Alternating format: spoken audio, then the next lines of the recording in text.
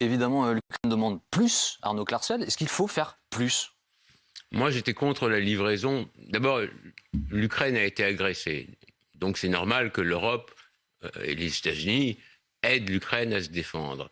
Pour les chars lourds, j'étais opposé à ce que l'Allemagne, qui a tué des millions et des millions de soviétiques et un grand nombre de Russes, envoie ses chars sur le front ukrainien. L'OTAN aurait dû éviter à l'Allemagne d'envoyer ses chars. Maintenant, il est difficile pour la France de se dissocier de l'Allemagne si on demande à la France d'envoyer des chars. Mais il est possible aussi de dire oui dans le principe pour le président de la République et de trouver un prétexte pour ne pas les envoyer. Mais mon opinion est que la France et l'Allemagne doivent maintenant essayer de trouver des moyens pour trouver une solution diplomatique à ce conflit et éviter qu'il se transforme en troisième guerre mondiale, parce que l'Ukraine, à mon avis, n'a aucune chance de gagner, puisque les Russes sont 3 fois plus nombreux et qu'ils sont tout aussi fanatiques que les Ukrainiens, qu'ils ont l'impression au Donbass de se battre chez eux. Donc la seule manière pour les Ukrainiens de gagner, c'est d'entraîner l'OTAN dans la guerre, et ça va déclencher une troisième guerre mondiale. L'Europe s'est déjà suicidée 2 fois. Elle s'est suicidée pendant la Première Guerre mondiale, elle s'est suicidée à nouveau dans la Deuxième Guerre mondiale. Donc il faut tout faire pour éviter aux populations européennes une troisième guerre mondiale qui ne se déroulera pas sur le sol américain, mais qui se déroulera sur le sol européen. Monsieur Jarkowski. Oui, non, moi je tiens d'abord à dire que j'ai beaucoup de respect pour la famille de Arnaud Klarsfeld et je comprends que c'est des sujets extrêmement difficiles. Et donc c'est important effectivement de débattre et d'essayer de trouver une position commune. Et j'apprécie que vous soyez d'accord sur le fait qu'il faille livrer des chars pour aider l'Ukraine qui a été agressée. Simplement, peut-être ce que je peux rajouter, c'est que dès lors que la France, après 11 mois de guerre, un consensus s'est construit avec plusieurs rencontres avec les parlementaires, en particulier, parlementaires français, parlementaires européens, des résolutions qui ont été publiées et qui ont abouti à une volonté commune de la nation de soutenir l'Ukraine. Et le président de la République a rajouté le 31 décembre jusqu'à la victoire, c'est-à-dire jusqu'à la victoire contre la Russie. Dès lors qu'il y a eu ce consensus qui s'est forgé en France, en Europe, ça veut dire qu'il faut gagner la guerre. Si on veut gagner la guerre, alors il faut donner tous les moyens possibles à l'Ukraine de gagner cette guerre, chars, avions et tout le matériel nécessaire qui s'ensuit, parce que si on ne le fait pas maintenant, bien entendu que les Russes, qui raisonnent selon le logiciel de la Deuxième Guerre mondiale et qui veulent aller jusqu'à Berlin, c'est-à-dire aujourd'hui jusqu'à Kiev, vont profiter le plus vite possible de l'état de faiblesse de l'armée ukrainienne, qui est effectivement plus faible, qui est 20 fois plus faible sur le papier que l'armée russe, pour avancer le plus vite possible. Monsieur Jarkowski, pardon de vous interrompre, mais je voudrais que vous réagissiez. Il y a 2 éléments qui m'ont marqué dans ce que vous venez de dire, monsieur Klarsfeld, qui parlent de double fanatisme, je vous ai bien entendu, côté russe et côté ukrainien. Est-ce que vous partagez cette idée? Et monsieur Klarsfeld nous dit à l'instant, ils ne peuvent pas gagner, les Ukrainiens. Ils ne peuvent pas gagner. À mon avis, je vois peut-être le conflit sous le prisme de la Seconde Guerre mondiale, mais pendant la Seconde Guerre mondiale, les Russes ont été très lents à se mettre en marche, et les Allemands, les hauts dignitaires de l'armée allemande disaient « nous leur détruisons 10 divisions et il en arrive 20 nouvelles ». Donc les Russes se battront jusqu'au bout. Ça, c'est la première chose. La deuxième chose, monsieur a dit « jusqu'à la victoire ». Mais quelle victoire? Quelle victoire? L'Ukraine ne peut pas gagner, et elle cherche avec toute son énergie à entraîner l'OTAN dans la guerre. Et les 2 régimes, l'Ukraine a été agressée, c'est vrai, mais les 2 régimes sont tout aussi détestables l'un que l'autre. L'Ukraine a de démocratie que le nom. Elle est tout aussi corrompue que la Russie.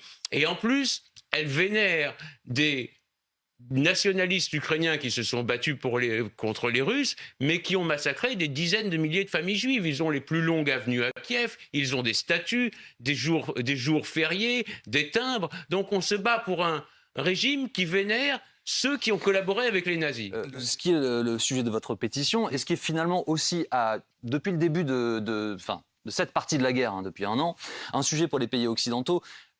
l'idée de co-belligérance ou de non-co-belligérance. Comment est-ce que les Occidentaux participent activement de ce conflit ou pas?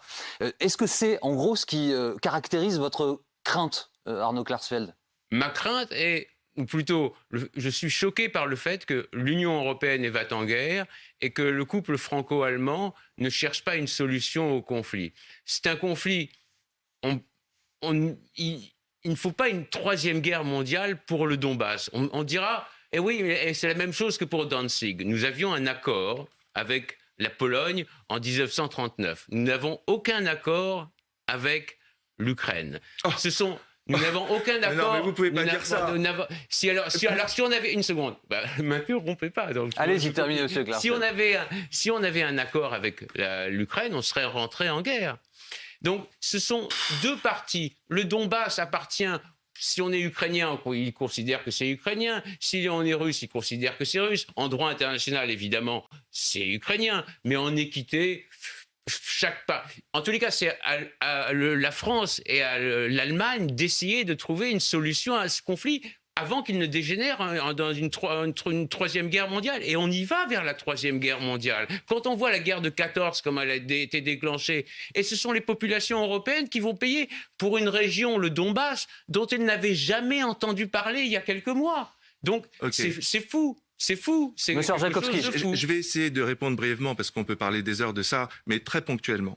Aucun accord, vous dites, de la France. C'est faux. Le mémorandum de Budapest. Aucun accord d'entrée en guerre. Peut-être que vous n'avez jamais entendu parler du mémorandum de Budapest. Aucun accord d'entrée en guerre. Avec la Pologne, il y avait s'il vous plaît, monsieur Klarsfeld, s'il vous plaît. Vous n'êtes pas en mesure d'écouter les gens, en fait. Si, je suis en mesure d'écouter. S'il vous plaît.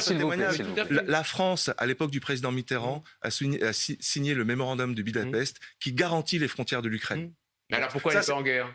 Parce que justement, la France soutient l'Ukraine. Oui, mais pourquoi elle n'est pas en guerre? On est rentré en guerre avec la Pologne parce qu'il y avait un accord. Si la Pologne est attaquée, alors la France entre en guerre. Mais c'est pas le cas. Je donne des faits. La France soutient l'Ukraine, arme l'Ukraine. Mais il n'y a pas le même accord que pour la Pologne. La France a voté des sanctions contre l'annexion de la Crimée, contre l'annexion de Monsieur Klarsfeld, s'il vous plaît, que chacun puisse s'exprimer. Vous avez votre tour de parole. La deuxième chose, c'est que la Russie, elle menace pas uniquement l'Ukraine et le Donbass. La Russie, elle menace toute l'Ukraine. Hier encore, Piotr Tolstoï annonçait aux Français que la France était l'ennemi de la Russie et également qu'il voulait toute l'Ukraine, c'est-à-dire Kiev et Lviv compris. Ça veut dire que ce n'est pas juste une question du Donbass, c'est une question des démocraties qui sont menacées directement. Et le troisième chose, pour répondre à votre argument, c'est qu'on n'est pas là... bien entendu que tout le monde est contre la guerre. Bien entendu que moi, je suis pour la paix. Il n'y a aucun souci là-dessus. Par contre, là, ce qu'il faut que vous compreniez, c'est que c'est pas la troisième guerre mondiale. Pour moi, c'est la quatrième guerre mondiale. La guerre froide, il ne faut pas la passer de côté. Il y a eu une véritable guerre mondiale qui a duré jusqu'en 91, qui a mis l'Afghanistan... Vous aussi. La Corée, le Vietnam, tout ça, c'était la troisième guerre mondiale. Aujourd'hui, c'est la quatrième guerre, effectivement, qui nous menace, mais qui est déclarée par qui? Par la Russie. C'est la Russie qui menace l'ordre international. Nous sommes pour défendre le droit international. Et cette guerre, c'est précisément pour défendre le droit international. La Russie n'a jamais menacé les pays occidentaux, l'Europe de l'Ouest. Une seconde. Allez-y. Ça finit par bien se passer, j'ai l'impression, en termes d'échange de paroles. La Russie n'a jamais menacé les pays occidentaux. Même quand elle était l'URSS, elle est toujours restée dans sa zone d'influence. Elle est rentrée à Prague, elle est rentrée à Budapest, mais c'était, selon Yalta, dans sa zone d'influence. Ils ont toujours été rationnels. C'est un conflit qui concerne l'Ukraine et la Russie. Une solution pacifique, une solution raisonnable peut être trouvée sans que cela déclenche une guerre mondiale. Pour être concret, qu'on comprenne bien et qu'on puisse avancer aussi dans cet échange, c'est quoi une solution diplomatique? Est-ce que par exemple, vous soutiendriez l'idée que le Donbass soit cédé à la Russie pour que la guerre prenne fin? Les diplomates peuvent trouver 1000 solutions en souveraineté. C'est différentes sortes de souveraineté. Ils peuvent se partager les richesses. Au lieu de donner 100 milliards de dollars pour l'armement, comme le font les États-Unis, ils peuvent donner 100 milliards à la population ukrainienne pour bâtir les plus belles universités au monde. Et le Donbass est partagé. La Crimée, qui est quand même majoritairement russe, devra rester russe. Mais si on inonde l'Ukraine et ses habitants de dollars, au lieu de les mettre dans l'armement pour bâtir la plus belle éducation, c'est une solution qui est une solution raisonnable, plutôt que de risquer de rentrer dans une troisième guerre mondiale où les populations européennes seront celles qui payeront le prix des dizaines de millions de morts comme elles l'ont payé lors des 2 premières guerres mondiales. Monsieur Arjakovski. Oui, on est en désaccord total. D'abord, je ne peux pas laisser dire que l'Union soviétique a été rationnelle et qu'elle n'a pas cherché à miner les démocraties occidentales. Ça, c'est pas vrai. J'ai pas dit qu'elles n'avaient pas cherché à miner. J'ai pas dit. Il y avait le Parti communiste qui essayait de gangréner, mais ils n'ont pas agi militairement. Allez-y. Moi, je vous ai pas coupé, vous voyez. Allez-y. On ne peut pas dire que l'Union soviétique a cherché des solutions pacifiques non plus. L'Union soviétique s'est effondrée tout simplement parce qu'elle s'est effondrée en Afghanistan. C'était un régime qui n'était pas viable. Et donc voilà. La deuxième chose, il y a eu des tentatives des diplomates pour trouver des solutions pacifiques. Ça a été les accords de Minsk. Sauf que les accords de Minsk n'ont pas été respectés ni par les uns ni par les autres. Pourquoi ? Parce que les Ukrainiens défendent quelque chose qui s'appelle l'unité nationale.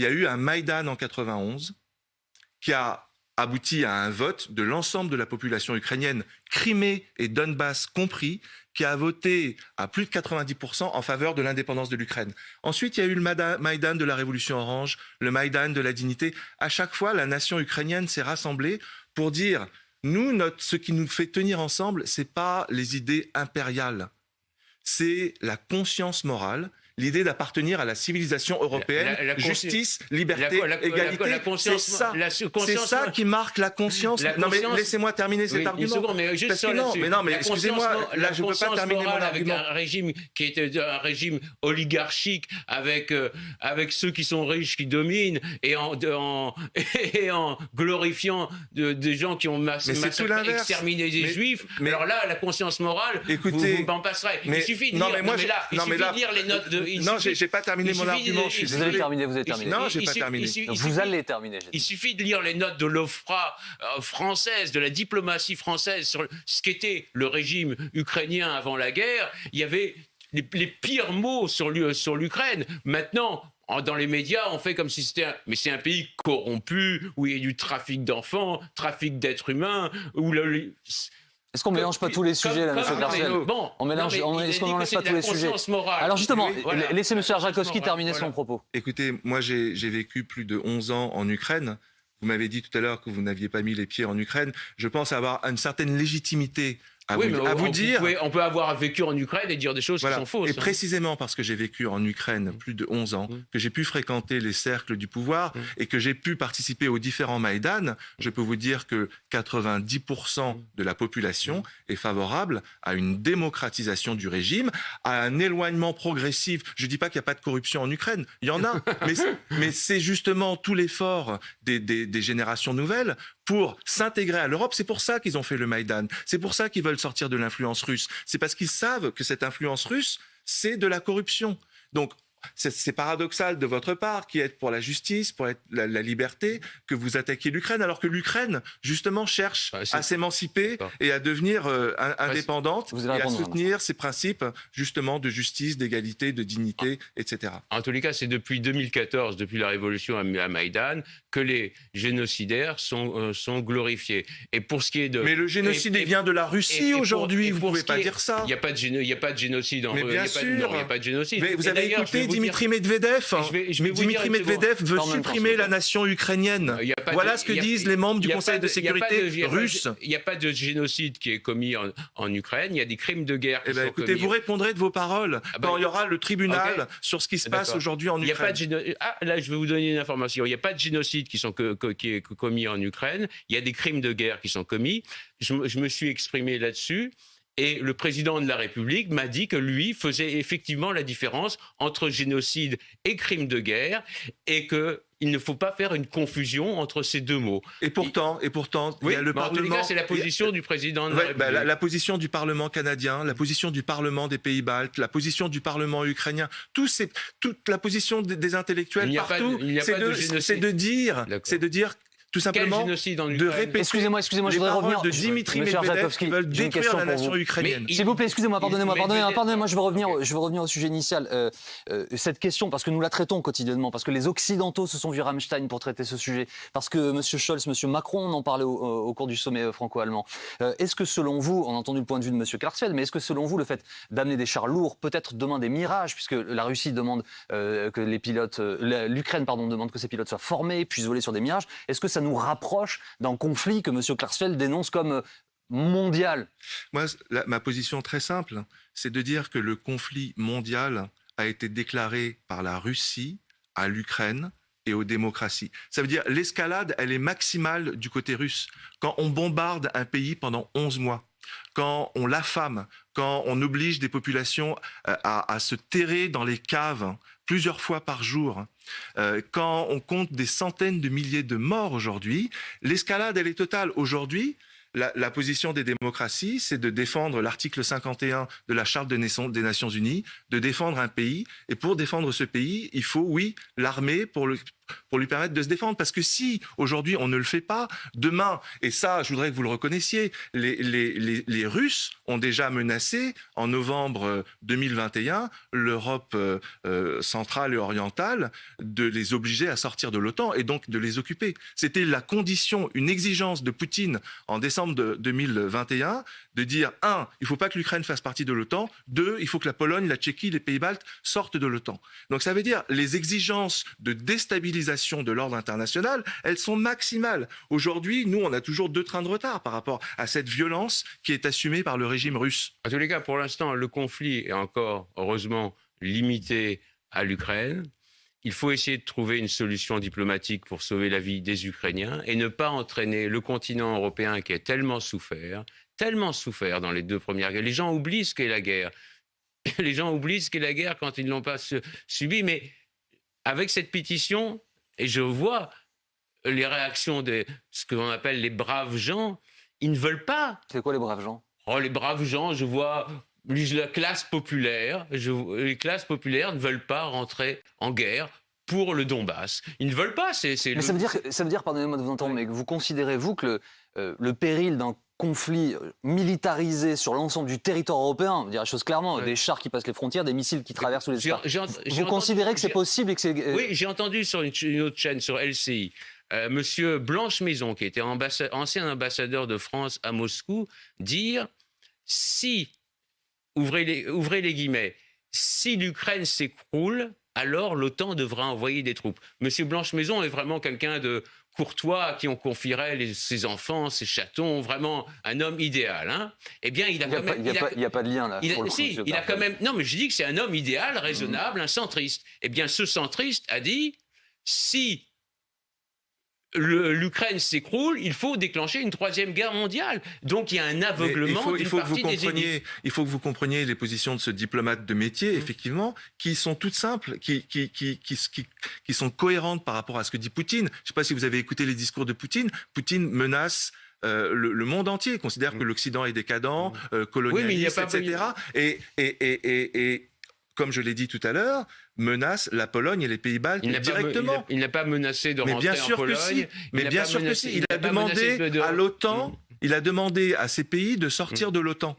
Il n'a pas menacé l'Europe pour l'instant. Mais vous n'avez pas lu ces discours.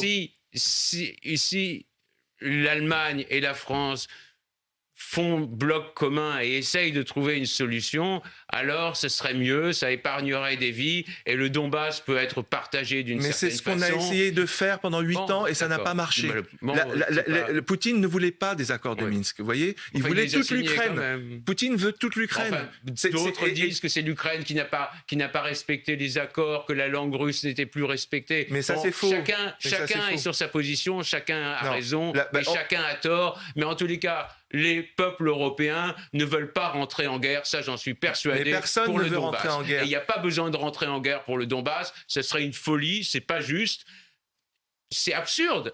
totalement absurde. Et ça, les gens le comprennent. Les gens raisonnables, ça, je suis sûr qu'ils le comprennent. Alors, il y a une partie de l'élite qui veut aller jusqu'au bout, mais je ne sais même pas pourquoi aller jusqu'au bout. Pourquoi rentrer en guerre contre la Russie qui a 6000 tests nucléaires, qui a des troupes qui sont tout aussi fanatiques Arnaud et tout aussi courageuses. Permettez-moi de dire un mot. Permettez-moi de dire un mot. Il y a quelque chose de paradoxal dans votre position, qui est de dire on ne va pas combattre pour l'Ukraine, parce qu'en l'occurrence, c'est pas le Donbass, encore une fois, mais c'est l'Ukraine tout entière qui est menacée. Vous dites on va pas menacer, on va pas se battre pour l'Ukraine, alors que vous connaissez bien les positions de Hitler dans les années 30. Lorsqu'il y a eu l'affaire des Sudètes, tout le monde s'est écrasé et ça a donné la Deuxième Guerre mondiale. Vous voyez, donc on peut pas... Pardonnez-moi, je ne veux pas remonter aussi loin. Je voudrais revenir, je voudrais revenir à un point précis parce que je vous ai vu réagir.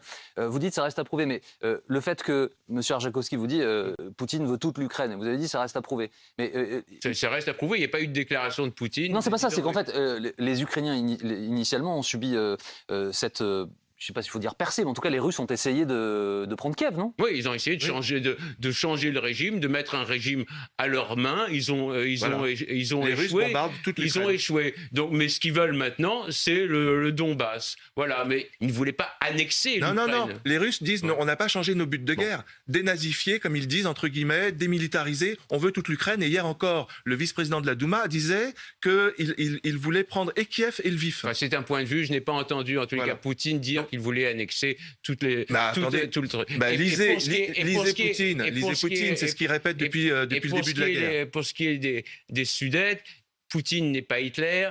Hitler cherchait à asservir toute l'Europe sous le joug national-socialiste. Il cherchait à exterminer les Juifs. Il avait déjà exterminé les malades. Il avait déjà commencé à exterminer les malades mentaux. Et il voulait faire des Slaves des esclaves. Ce n'est pas le projet de Poutine. Poutine, aujourd'hui, cherche à déstabiliser toute l'Europe. Vous connaissez sa position vis-à-vis des Juifs, justement, puisque le grand rabbin, aujourd'hui, demande aux Juifs de quitter la Russie.